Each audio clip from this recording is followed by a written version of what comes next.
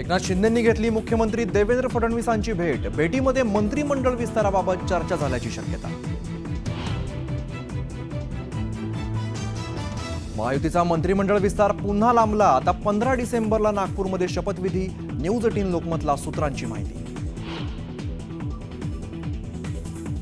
मंत्रिमंडळ विस्ताराचा फॉर्म्युला अखेर ठरला। भाजप 22, शिवसेना 12, राष्ट्रवादीला 9 मंत्रिपदं मिळणार। गृह खातं भाजपाकडेच। शिवसेनेचा आपल्या मंत्र्यांसाठी अडीच वर्षांचा फॉर्म्युला। नाराजी टाळण्यासाठी सेनेची युक्ती।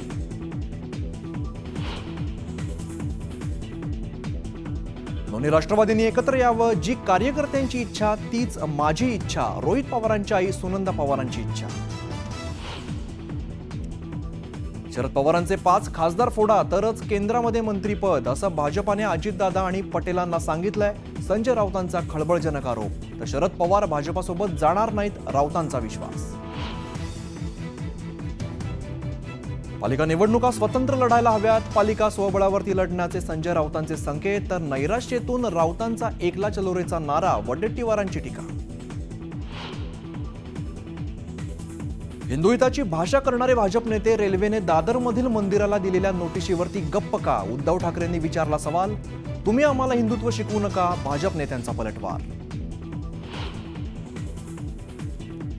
नेहरूंना सोडा, तुम्ही काय केलं ते सांगा। संसदेतील पहिल्याच भाषणात प्रियंका गांधींचा केंद्र सरकारवरती घणाघात। बॅलेट पेपरवरती निवडणुका घेऊन दाखवण्याचं दिलं आव्हान। ई पॉस मशीनमध्ये होणाऱ्या तांत्रिक बिघाडामुळे राज्यभरातील अनेक भागामध्ये रेशन वितरणाला फटका। ग्राहकांच्या रेशन बाहेर लांबच लांब रांगा। आणि अभिनेता अल्लू अर्जुनला अटक आणि जामीन। चेंगराचेंगरीमध्ये महिलेच्या मृत्यू प्रकरणी सकाळी अटक, संध्याकाळी जामीन।